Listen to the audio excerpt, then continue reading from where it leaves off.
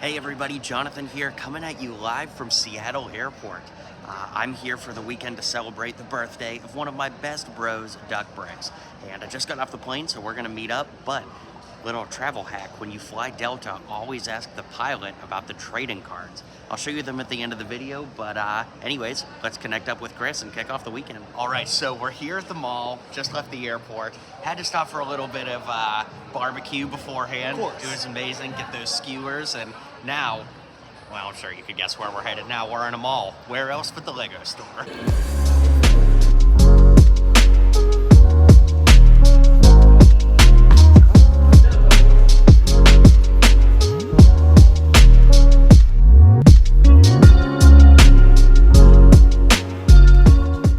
After that, we headed to the Museum of Flight just outside of Seattle, and this was absolutely awesome. If you even have a passing interest in aviation, you absolutely have to stop here. They've got just about every version of every plane imaginable, and while I'm not an aviation expert, it was really cool to see all these things that I'd read about in history books and seen in documentaries up close and personal, including the Concorde, which of course we all know from the Lego set in this world that we live in. And then we also got to go on Air Force One, which was absolutely awesome. And overall, the whole thing was really great and definitely an awesome little detour to kill some time in Seattle. Highly recommended, and it was great. You know, it's pretty funny. You literally can't go anywhere without seeing Lego. After the Aviation Museum, we hopped on a ferry. It was my first time riding one, actually, and we went to Bainbridge Island to a little town called Polsbo. Now, this area was super cool, and it's basically like an old-time Viking village, and there we found the amazing Viking City Bricks. This store was absolutely awesome, packed to the brim with vintage sets, new sets, and, well, I'm just gonna let the footage speak for itself, folks. This store was amazing.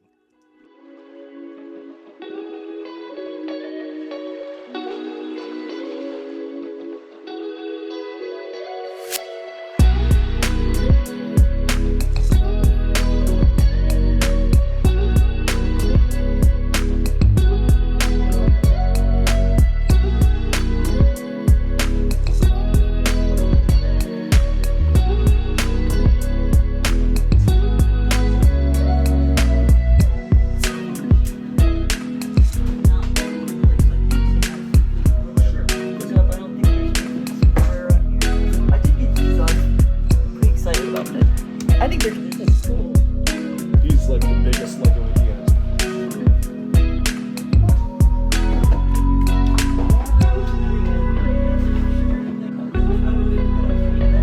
Look at these bionicle masks in the boxes.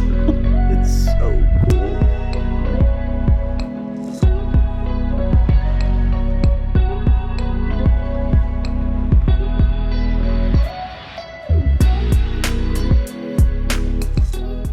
Alright, so my haul is very minifig heavy, and Chris's, unsurprisingly, is very bionicle heavy. Shocking. Alright, we just finished shopping. We both have just ginormous hauls to take home. Thank you so much for the warm welcome. This has been amazing. Glad to see you guys. Thanks for coming in. Absolutely. We will be back. From there, we headed back downtown, and this downtown area is so neat, so historic, and honestly, I could totally picture me living there someday. I just like the speed. It was really cool, very remote, and of course, the bakery there was absolutely awesome too. Had to get some snacks for the trip, but then it was time to get back on the ferry and head back to Seattle proper. So, we are currently on the ferry to head back to Seattle, building several of the sets that Chris bought. Gonna be fun. Oh yeah, let's do this. Are you doing combo models with those? I am going to be doing combo models with these. These combined with other sets I have at home to do combo models with. So it's going to be a ton of fun. When is it not? Oh yeah.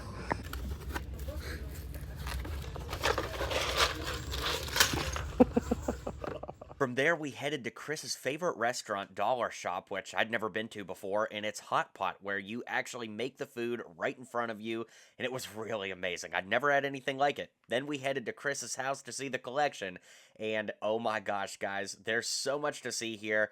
I literally could not cover it all in this video. These are a couple highlights from just walking down the steps and into the main room downstairs. It is legitimately insane to witness in person, and honestly, it's going to warrant its own video in the future, so that's really great. But let's go ahead and jump into the haul from Viking City Bricks and conclude part 1 of this multi-part series on the trip to Seattle. Alright, so I'm back home, and look at these incredible vintage boxes I got from Viking City Bricks.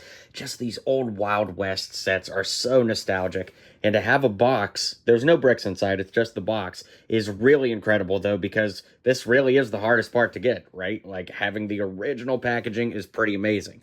Speaking of, we've got all kinds of old stuff here, like the Chrome Crusher from Rock Raiders, which I had as a kid, and you can open the front up and see that there was, like, you know, some plastic here so you could see inside, and then you got a whole bunch of, like, lore for Rock Raiders and everything. Just really incredible, and really insane to own this box again after all these years since having it as a kid. Now, let's see, we've got the first X-Wing ever here, first LEGO Star Wars wave of sets, and, of course, the iconic X-Wing. Really cool to have this original box. Could not leave that behind. Then this is probably the craziest one in my opinion. We have the Forestman's Crossing, which again, like the other one, opens up to show windows on the inside. We've got all kinds of great verbiage inside talking about the set itself. Of course, we can flip it over and see some of the alternative builds that they always like to promote back in the day. Of course, we've got some Johnny Thunder adventurers here. Really great kind of proto-Indiana Jones type stuff. And I actually believe this one opens up too, kind of like the Rock Raiders. There was a theme going on. And we've got some lore dump here. Really great stuff. And then, of course, we can flip it over for some alternate builds, just like the theme is continuing. We've got the vintage Space Shuttle Lego set, which, you guessed it, opens up and you could see inside the box as well as some, you know, alternate builds and things like that. Then we can flip this over to see the interior. Or, I mean, back. But, yeah, that's really cool. And then we've got the rescue helicopter box as well with the light and sound system. And you guessed it, you could open it up and look at how the pieces would fit into there. So now my mission is going to be to actually go back and try to complete these sets possibly, because having the boxes is the hardest part. And it'd be really cool to complete these. Now, let's look at the minifigs. And at the beginning of the video, I did promise you I'd tell you about the Delta cards. Whenever you fly Delta, you can actually ask your pilot if they have any trading cards on them. And basically, every plane variation gets its own trading card, as you can see with, like, stats on the back and all that. And the pilot I asked actually had 4 different variations. So, just kind of a fun thing you can collect if you fly Delta. And a lot of people don't know about it, but maybe after this video they will. All right, and now that brings us to our minifigures. I've left the prices on the ones that had prices. Not everything did, but of course, we were able to go through the minifigure parts bin and pick out some really cool stuff. This Mr. Burns torso from The Simpsons will be perfect for Charles Xavier. The Ant-Man and Iron Man helmets and the Star-Lord helmets are all great pickups. This Two-Face actually looks to be a slight misprint. If you look under his regular eye, there's actually some purple printing under there that's kind of interesting. Got an old Tobey Maguire Spider-Man head, not in perfect condition, but not too bad. Got a bunch of cap shields, because, you know, sometimes you lose them, or you get a figure that needs a shield, so it's good to have extras of those. Got the hair from, I can't remember her name, something Malfoy, but it's perfect for Rogue from X-Men, and some J. Jonah Jameson hair that comes from Alfred, and actually some original J. Jonah Jameson hair. It's just kind of rare and good to have.